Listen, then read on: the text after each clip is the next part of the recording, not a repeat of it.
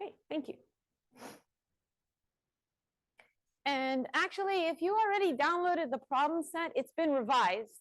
So you should re-download it because I added some cool examples that I found out from Adam.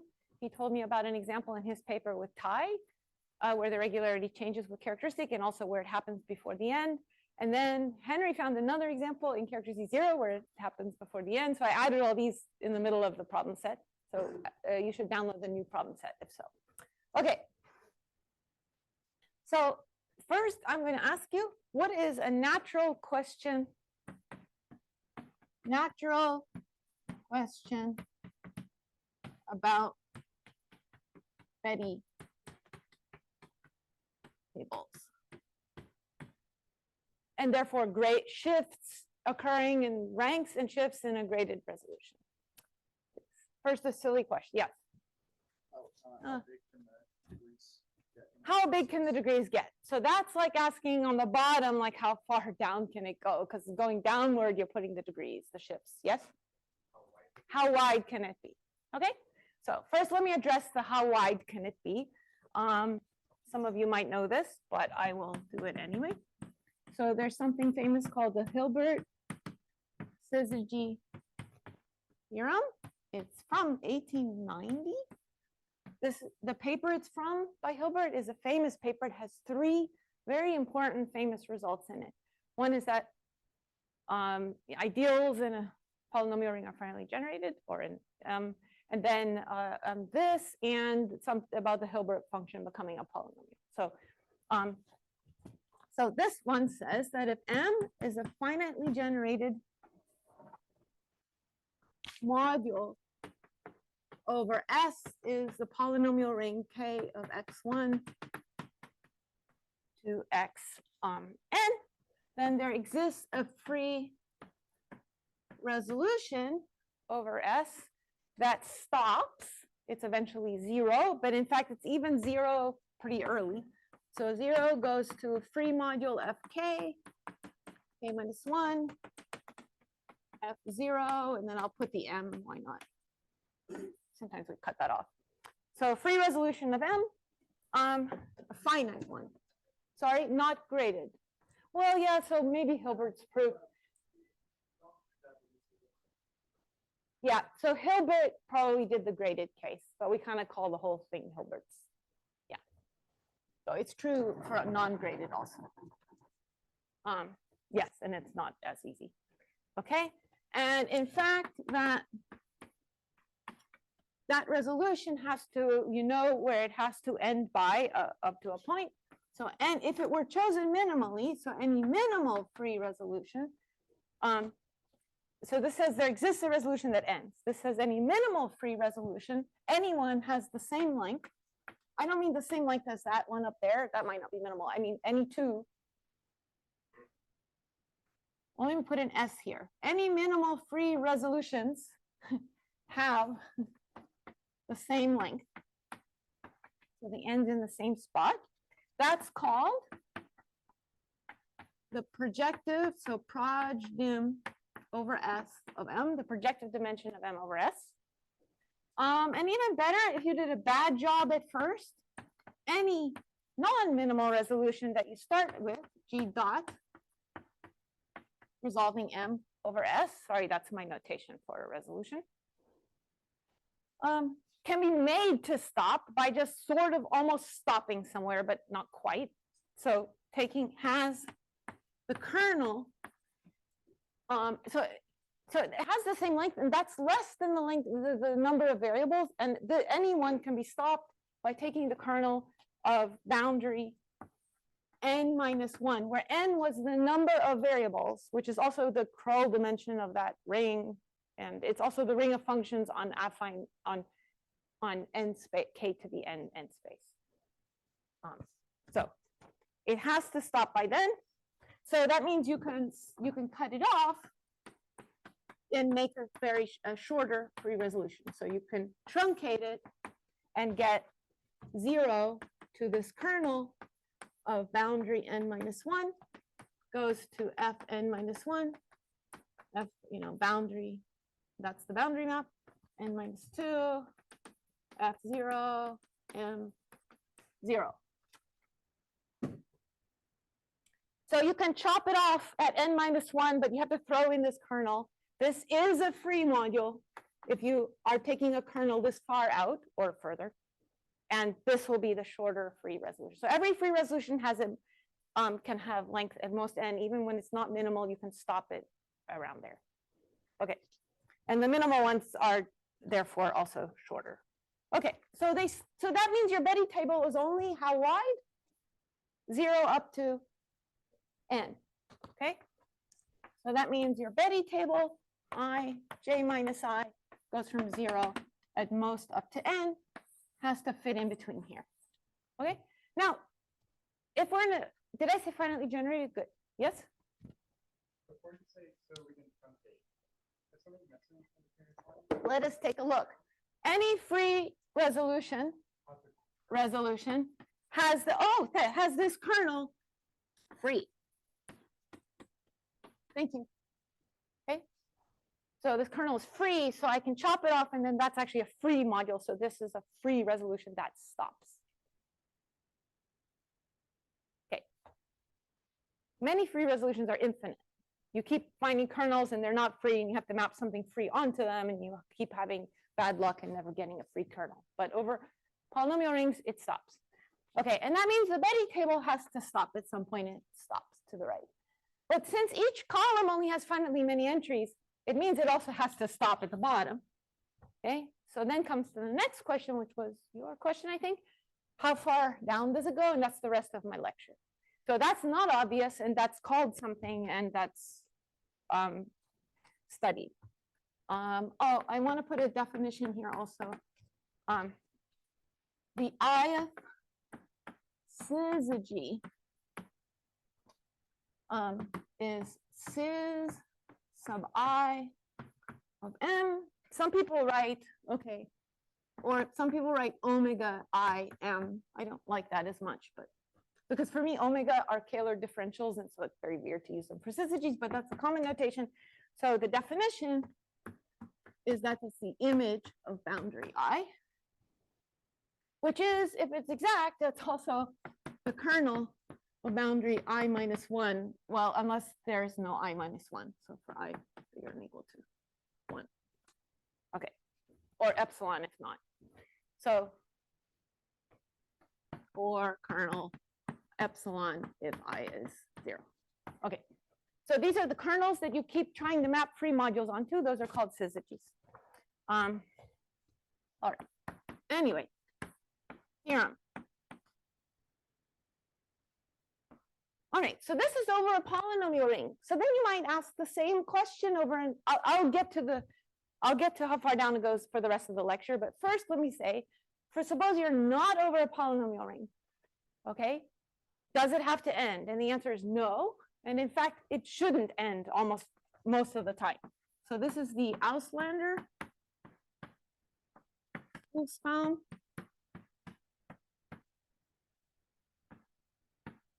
Sayre. Well, this is by Auslander Buchstaben and Sayre.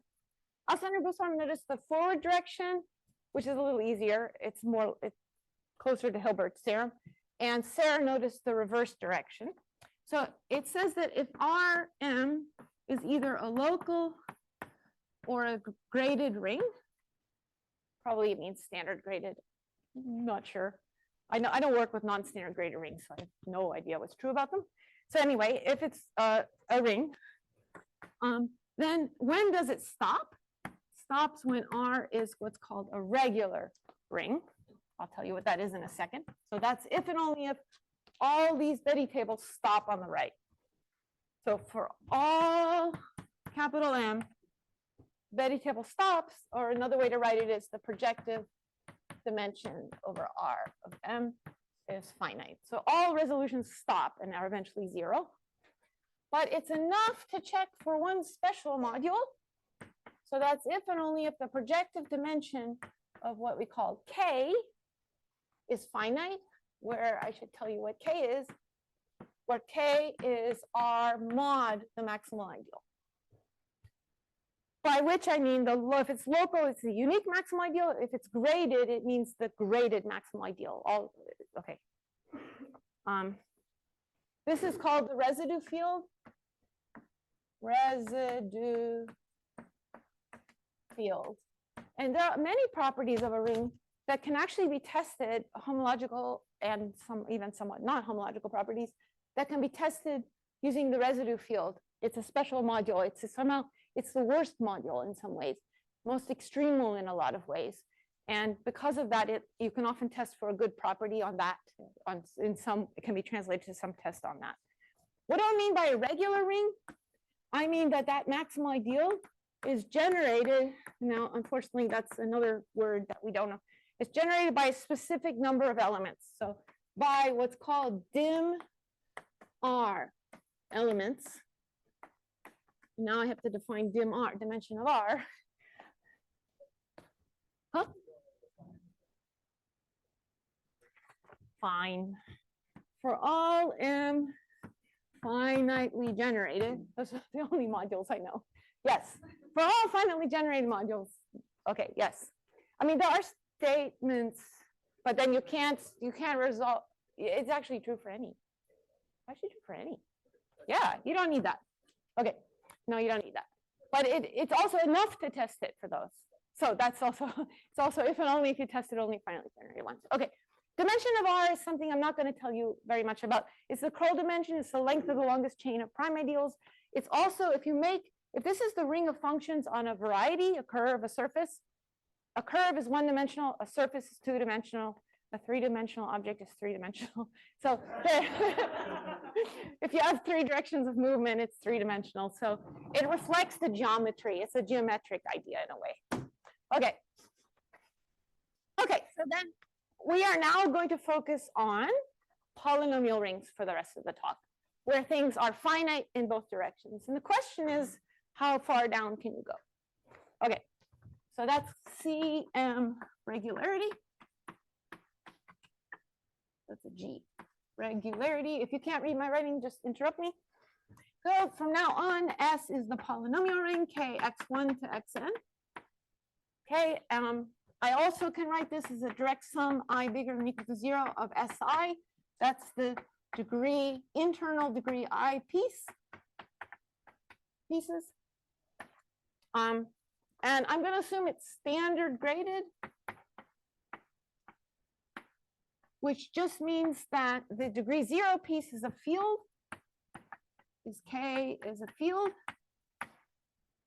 which I think I was assuming there too. And it's generated by the degree 1 piece over as an algebra. So S is, well, so I'm assuming that the degree of each of the xi's is 1. Some things are true otherwise, but this is what we're going to do. Okay, and then you take a module over S. So M is a direct sum of a bunch of mi's, I bigger than or equal to 0. Oh, I'll fix that in a second. Suppose that's a finitely generated graded S module, by which I mean there's a multiplication such that if you take the ith degree piece of S and you multiply it by the jth degree piece of M, well, it's a module, so end up somewhere, but you'll end up in the I plus jth piece of M. So that's very natural. We get that a lot. So, okay. Now, I do have to say, we don't actually, the ring starts in degree 0. Degree 0 is the field. Degree 1 are monomials of degree 1. Degree 2 is monomials of degree 2. But the module doesn't actually have to start at 0. You can shift it up and down, and it's still going to be a module. So, but we would like a lower bound for results to be true. So I'm just going to say I bigger than or equal to minus n. Any n in z, meaning it could even be minus n, could be positive or negative, whatever. Okay? It's usually, okay, whatever, bigger than something. And so, for example, this is like the modules you were doing.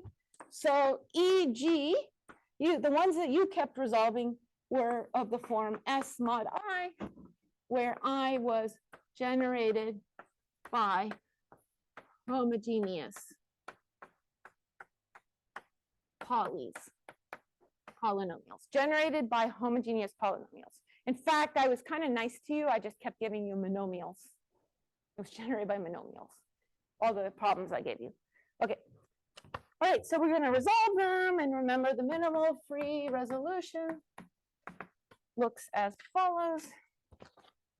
Has some shifts, so s to the minus j to the beta. This is the last position, nj. Oops, there should be a direct sum.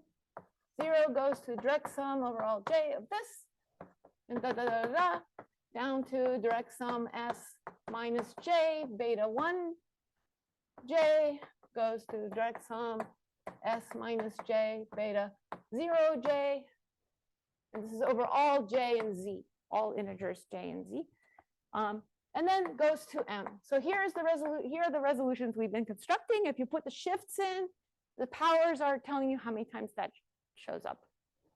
So it's exactly the ones you've been writing. Okay, remember, if this is minimal, the differentials land in maximal ideal. So the shifts have to increase by 1 or more each time. Okay, so the shifts increase by at least 1 each time, I mean -1. Okay, so we define, it's not going to be the worst shift, it's going to be the worst shift, but taking into account that there's got to be some shifting anyway. So the Castelnuovo Mumford regularity of M, and instead of Castelnuovo, we'll just usually write CM or just drop the word altogether, is the worst cumulative, I mean, this sounds shift beyond the expected, the minimum expected.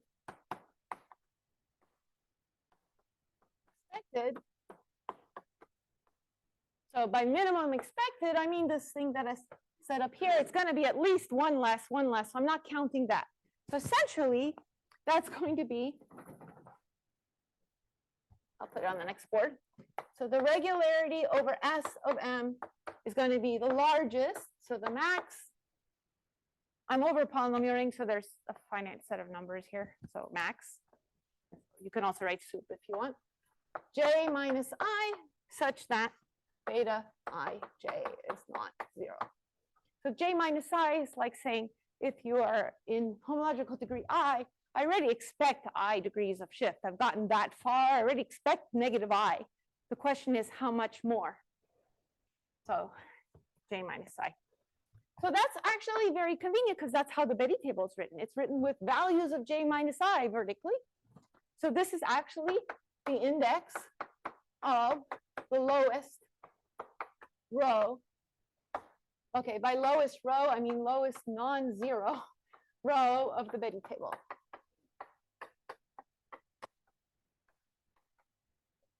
So let's go back and do the example that we did before. So I had resolved something before. J minus I, and I'm going to remind you what Betty table we got. I think we were resolving x cubed comma xy. Okay, so in homological degree 0, 1, 2, we got stuff. And the shifts, when I subtract I, only went down to 2. So we started with S, which was in degree 0. So I have a 1 here. And then I had a 0, and I had a 1 and a 1. That's the quadratic generator, and that's the cubic generator. And then there was one, degree 4 thing here. So these are the only you make them really strong, non-zero entries. Great. So the Betty table ended at 2. So that tells you that the regularity over S of M is exactly 2. It's the worst shift, but always like not J, but J minus how much you had already expected. Okay. All right, that's exciting. Okay, so that is not historically how this was defined. I will get to that by the end of the lecture.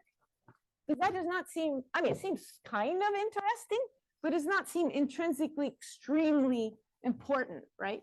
It's an invariant, which is good, but anyway, but that will be at the end of the lecture. For now, we didn't take this as a definition. Now, again, you can define this over other rings, R, graded rings. So note, you can define it over other rings. And even though the table is infinite, it might still have a bottom bound. All right, so you can define it the same way. Regularity R M for any graded R and M. Okay, but it's mostly not finite, but it is sometimes. So here's when it's finite. Theorem by Avrama and Peva in 01. So it's not that old. Consider it compared to most of this, compared to 1890. And so suppose that R is, I'm going to say standard graded. They did not assume standard graded. They just assumed graded, and they have a slightly fancier result. Okay, so I'm going to write their result and then cross out the parts that, whatever, that might make it a result that make more sense to you. Okay, so when is the regularity of the residue field finite? Well, that happens if and only if the regularity over R, so this is the special module. What was the residue field again? R mod. So K was R mod M, mod the homogeneous maximum module. Okay, so that special module has finite regularity if and only if all modules, so regularity over R of M is finite for all, okay, I'll say finitely generated. All finitely generated modules M, because it doesn't make sense, it's not right otherwise. But the question is, when does that happen? Doesn't happen that much. Happens when R is called something. R is a causal algebra. Okay, there's a little more to say. So if it's just standard graded, this is it. And now you don't know what a causal algebra is. That is the same as saying, i.e., the regularity of K is equal to 1. So the resolution of K is just one line on the Betty table. So you can't have a bottom bound for K unless your resolution of K is just one line. You can't have the resolution of K be like down to 5, and that's, then it's going to go down to infinity. Okay, these are infinite resolutions. That's why they can keep creeping down, down, down, down. Yes? There's more to the sentence.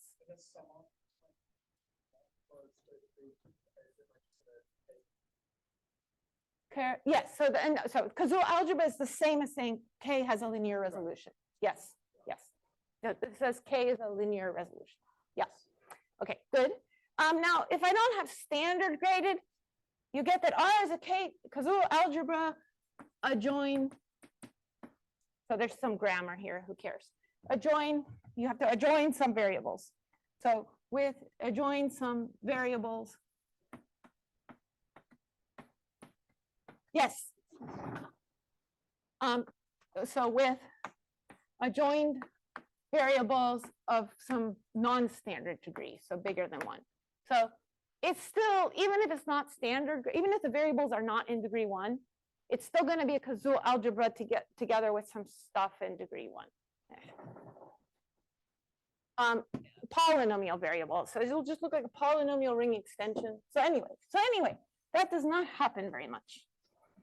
In fact, for rings that are not polynomial rings,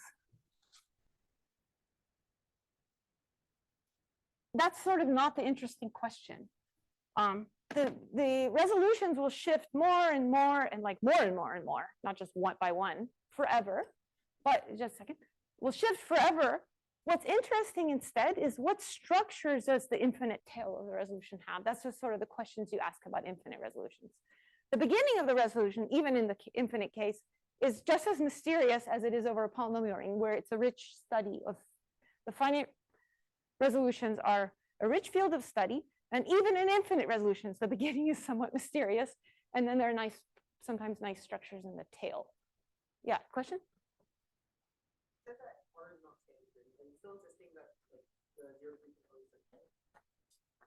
Oh, yes. Thank you. So it's not standard graded, but I still want R mod M is K. Thank you. Yeah, but you can have it generated by some degree 2 and degree 3 parts. So if it's not standard graded, so I cross out the not, then I can also cross out these variables being adjoined. So if it's, oh no, then I cannot cross that out. Oh my God. There's no way to do this. Sorry. If that's crossed out, then I need to put all of this. Sorry, yes. So if standard graded is crossed out, then I need all these variables. If it's not standard graded. If it's standard graded, then I don't need this. I don't know how to put that on the board. Okay.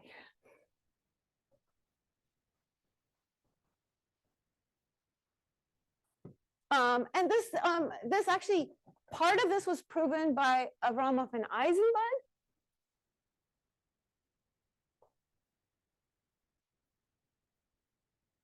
The forward direction, no, not that. They conjectured this. They proved part of it. Now I used to know what part, and now I forgot what part. I think they proved this, maybe. No, that doesn't sound right. So they proved part of this, and they conjectured the rest. And then this somewhat later, this was proved. Quite a lot later, actually. All right. Okay, back to polynomial rings, which is what I really want to talk about today. All right, so the next big thing I want to talk about is a somewhat difficult theorem, which I have left with a lot of hints in the advanced problems for today. So Eisenbud and Goto proved in 1984 the following. So the regularity over S of M, so S is now a polynomial ring, standard graded polynomial ring for the rest of today. So again, the definition I also want to put on the board to remind you, although it's probably somewhere over there, is again, this was the maximum of the J minus I's such that beta ij is not 0. So the shifts that occur, you look at J minus I for all of them and see which ones occur. And take the worst, okay?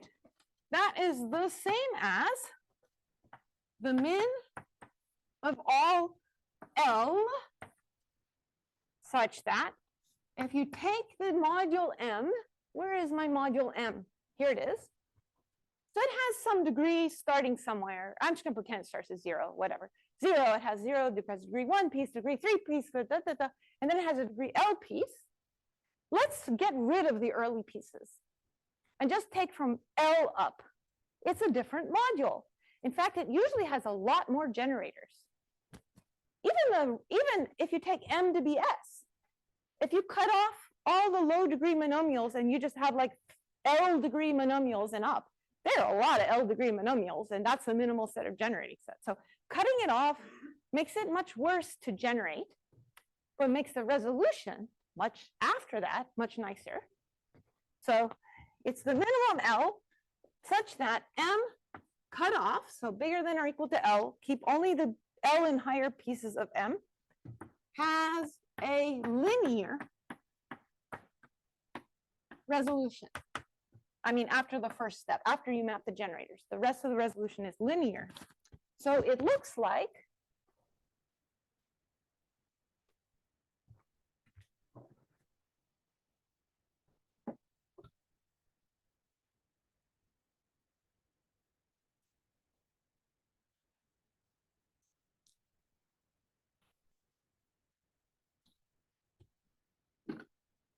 so when did I start?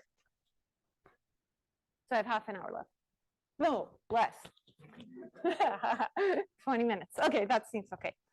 Okay, So you have a linear resolution. Let me write down what that looks like. 0 goes to dot, dot, dot, dot, dot, goes to direct sum S shifted by minus L minus 1, let's say, goes to direct sum S shifted by minus L, and then goes to M bigger than or equal to L, goes to 0. So this epsilon map is hitting a minimal set of generators lying in degree L. But after that, the shifts change exactly by 1 in each step, which means the matrices are filled with degree 1 elements.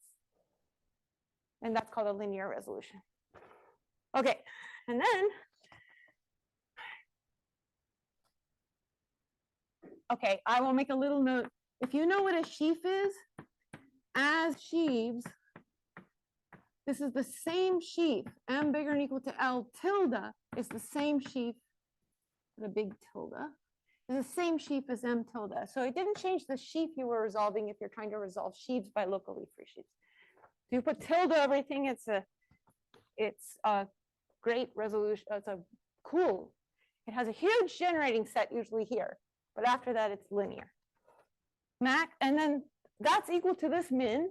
One more thing, also equal to the maximum of the set of all j plus I, such that the local cohomology H upper I lower maximal ideal of the module M, which I'll tell you what that is in a minute, in degree J is not 0. Now some of you got happy because you know what local cohomology is and this sounds like it's worth something. And a lot of you got unhappy. So how many of you do not know what local cohomology is? I assume it's a lot, right? Okay, good. I will tell you something about it. Okay, that is local cohomology. And that is getting closer to something called sheaf cohomology, which is why this is important. Or like where, well, at least that was the original motivation for all of this, as far as I know.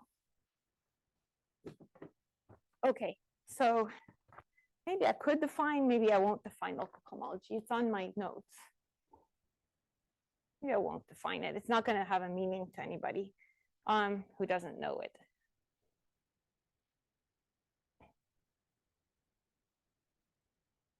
Right. Okay, I'm not going to define it. It's in the notes, and some of you know it. And if you don't know, if I write the definition out, it won't actually make sense to you, probably. It's the derived functor of all the stuff and of the functor that gives you the M torsion, which is all the stuff in the module that is killed by a power of the maximal ideal. That's a functor. Then you take the derived functor by taking an injective. It's a left exact functor. You take the derived functor, take an injective resolution, homology. If you don't know what any of those are, don't worry. Okay.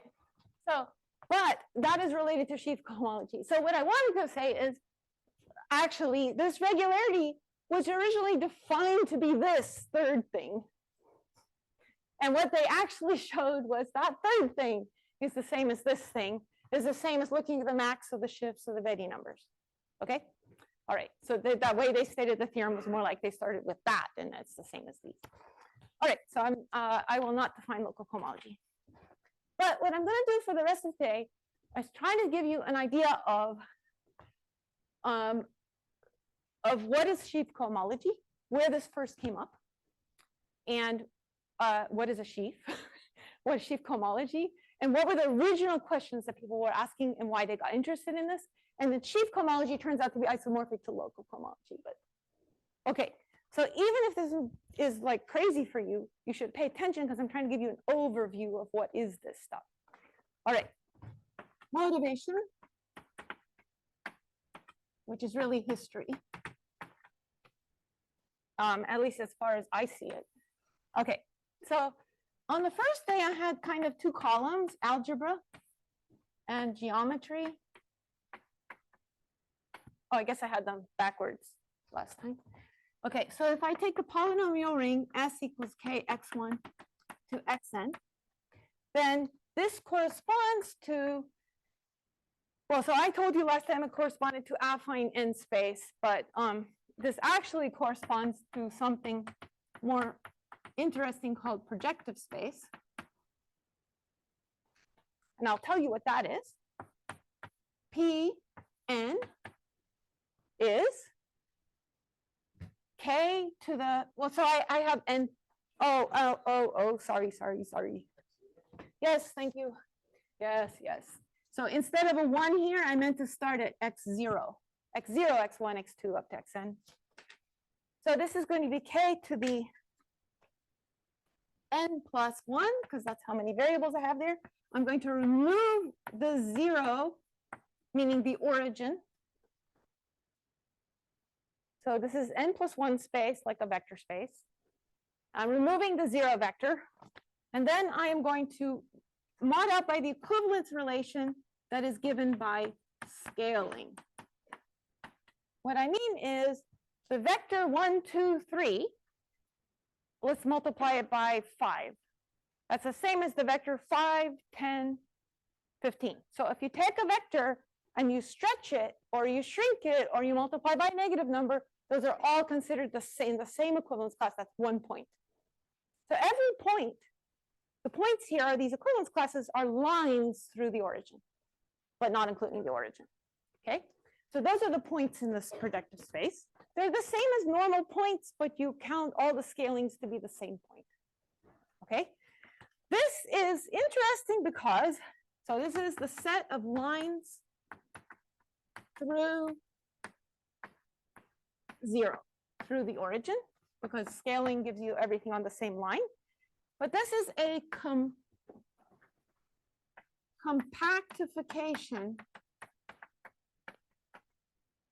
of k to the n. Affine space. So for example, P2 looks like a sphere because every time you have a line, I'm going to consider it a single point. So I might as well take the point that's like 1 away. But that means I'm also going to identify with the other point on the line, which is the opposite direction. So it's like a sphere that has been had opposite antipodal points identified. That is also, you might have seen that also in topology, that's projective space. It's also in topology, they would call it KP2 instead of P2. We can say P2 over the field K, they say KP2. Okay, so that space is much better because it's compact. Look at it, it looks compact. Anyway, it's compact. It doesn't, K2, A2 space, affine 2 space goes forever. This is like wrapping it together, putting a point at infinity. Usually you have to want more points, but putting 1 point at infinity for this one and making it into a ball. So it's compact, which has better mapping properties. Okay, so we study projective space. On projective space, the maximal ideal is somehow very special because it corresponds to the point 0 that we threw out. Okay. Anyway, so a homogeneous ideal I generated by F1 through some homogeneous polynomials F1 through Fn gives you a vanishing set. So the places, you can graph the places where it's 0. And it also gives you something called an ideal sheaf. I tilde it with, I'll say what that is in a second. In fact, given any finitely generated graded S module M, you go and you can make this thing called a coherent sheaf. I'm going to try to tell you what that is now. Okay, what a coherent sheaf is look at your V of I, or your space. Let's call the space, okay, let's do a sheaf on Pn. So here's Pn. It doesn't look like it, but whatever. It means that on every open set, here's an open set U1, here's an open set U2, here's an open set U3. This is not an accurate picture because the open sets are actually huge.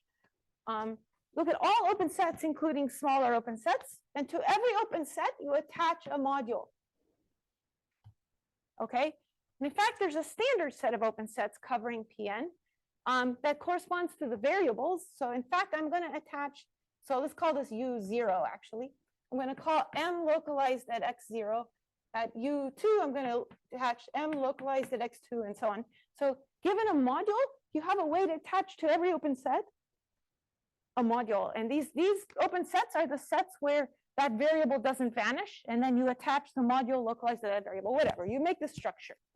So you have a space, and now you made this crazy structure on it that is like locally defined everywhere, but agrees on overlaps, whatever. That's called a sheaf. So do not be scared of sheaves. Oh, I think that's fine. Okay, given on the other hand, a sheaf M that is locally given by modules, which, and if they're finitely generated modules, the word is coherent. It's a coherent sheaf. Then I'm assuming the ring is that. There's actually a best module that you can pick here, and it's called gamma star of F. And it's actually the direct sum of shifted cohomologies, something. Okay, so that sheaf here, that module here, let's call it M, that will give you M tilde will give you F. It's the best M that will give you F. Because if you can have many modules, like you can cut modules off. Okay, so let me try to. How long do I have? Oh, I have 10 minutes. The rest of this will go pretty fast now. Okay, so somehow modules are interesting because they're structures built on a space. Okay, so I think that's all. Oh, I want to say one more thing. Today, last time and today, we've been taking S and we've been shifting it by like minus N or N or something, right? When we were writing resolutions. So we looked at shifted modules. I don't have it on the board anymore. We could also take any module and shift it by N. Those exciting. Those become famous sheaves over there that are somehow really great. So this is shifted. So let me add the word shifted here. So this is a shifted module. And what you get is something called a twisted sheaf. So S itself gives you what's called OX. It's like the sheaf of rings on the space. It's like attach on every open set the ring of functions instead of any old module. And then if it's shifted, it's called OX of N. And this is called, F of N. Okay, whatever. But the word twisted should make you realize that something about it is actually useful. It's something where you can twist the situation and twist until something happens. So these, even though they're so boring over here, they're interesting over here. This is not explained, I know. Okay, so now let me go calm and tell you where this stuff comes from. There is a famous theorem called Serre vanishing theorem. And it's in a famous paper of his called FAC, faisceau, which means sheaves, algebraic, which means algebraic, and coherent, which means coherent. So from 1955, and it was a very important base paper that developed something that then became extremely useful way to look at algebraic geometry. So there's a lot in this paper. But in this paper, he proves that if F is a coherent sheaf, so it's given by modules and they're finally generated and they agree and stuff like that. And I'm going to do on Pn, but really on any, if you know what this is, projective scheme.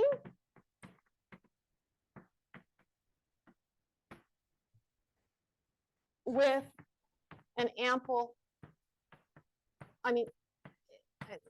fine, an ample line bundle. Okay, this is true more generally. So what happens is that you can take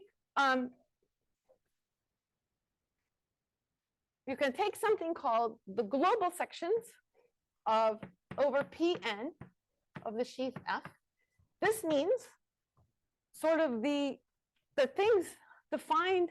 So I have things defined and attached to all the different U's, but if there's sort of a single element that agrees with the elements on all these modules, so it's called a global section of the sheaf. okay? And then you can do a derived functor of that, derived functor. You take an injective resolution of f, We've only been doing projective resolutions or free resolutions, but you go the other way. Then you get things called cohomologies. So you get H, and let's do upper I on projective space of the sheaf, and let's twist it, the sheaf, look at all the twisted sheaves of by n. And he proved that these cohomologies, so if these all vanish, it becomes an exact functor. And you know you like exact sequences, right? It preserves exact sequences. Okay, but if they don't vanish, it tells you how much they don't keep exact. Okay, and he proved that this in fact is 0 for all I bigger than 0 if n is bigger than 0. I don't think H not. No. So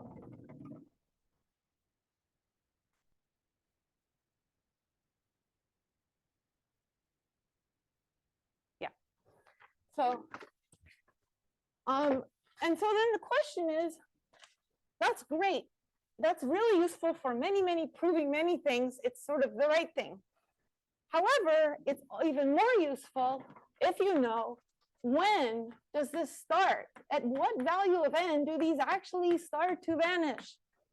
And that is what the regularity is telling you. So the definition that Mumford gave much later, well, somewhat later, in 66, but it was based on the old Italian algebraic geometry school, which is a thriving algebraic geometry school in the late 1800s that developed algebraic geometry to a very high point. And then it kind of died out again until it came back and then got redone using algebra, based on Castelnuovo's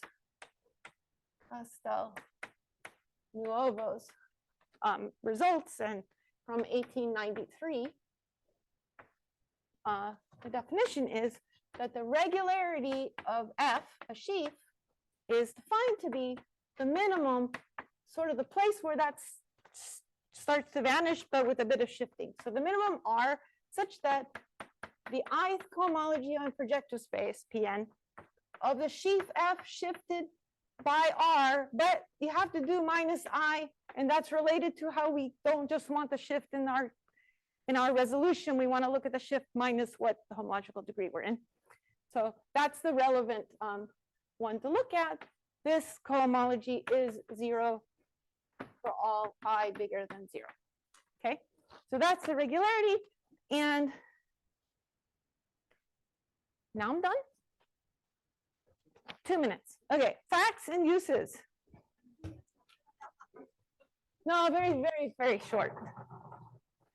This also tells you where the Hilbert function starts to be a polynomial.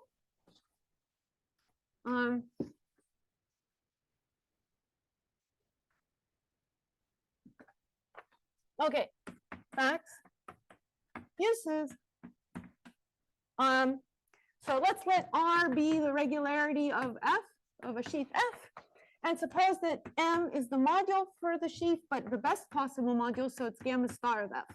So in other words, that's a module such that F is M tilde, but in fact, it's actually also the best module. It's the biggest, sort of the biggest module. Okay, first is that the dimension of H naught, which is not discussed in that theorem at all, that's about the higher ones, but the higher ones vanishing are like giving you exactness on the 0th one.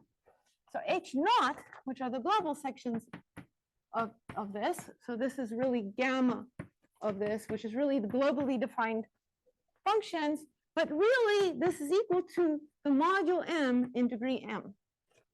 The pieces of the module, so if you look at the vector space dimension of these, this is a poly for M bigger than or equal to the regularity.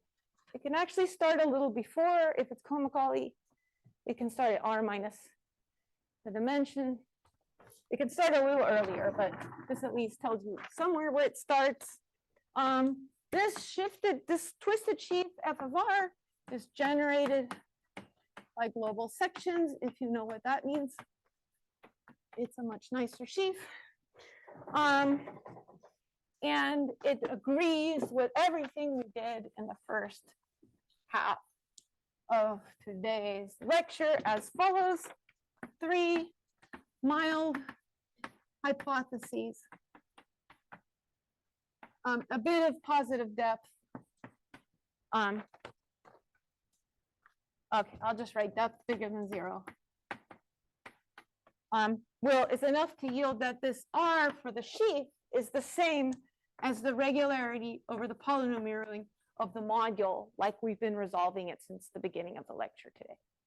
So the maximum of the shift J minus I. Okay. What? Depth of the module. Okay, so, and then by Eisenberg go to, by, oops, let me move that down. I'll move it up in a second. By Eisenberg and go to, you can just put a tilde over everything I wrote before. You get 0 goes to OX of some shifts. Oh, I should just put a direct sum.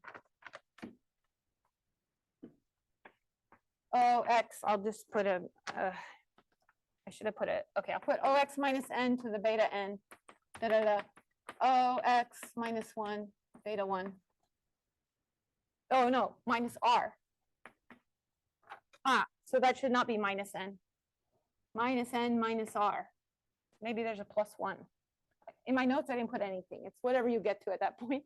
So minus R, minus R plus 1, and so on. And then that's the resolution of the sheaf. So you can resolve the sheaf by what are called line bundles, if you know what that is. And then what I should have said, the very last thing is that sheaf cohomology is the same as local cohomology mostly. So this relates back to the local cohomology thing that I said. So I'll write it down. There's a classic theorem that I don't even know where it goes back to, that the sheaf cohomology on Pn of this F is really the same as the I plus first local cohomology of that module M that was the best possible module for the sheaf. And that's only for I bigger than or equal to 1, and then for the low ones, there's a short exact sequence. Sorry, a long exact sequence. Sorry, a medium exact sequence. Okay, I'll write it down. 0 H naught M of M, sheaf cohomology. So I'll put 0 P M F, and then goes to, I didn't have space, the first local cohomology of M goes to 0. So if M has depth at least 2, like if it's reflexive, then really the sheaf cohomologies are the same as local cohomologies. Okay, yeah.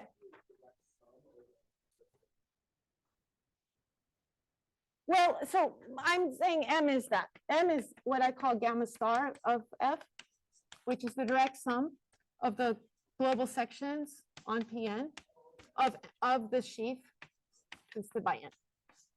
So that was what the best module was. I don't think I put it on the board because I thought it would just be too much. Yeah, it's in the notes though, if you want. So if you don't want to copy it down right now, it's in the notes. So that's the module by which I mean the best module. Yeah, okay, that's it.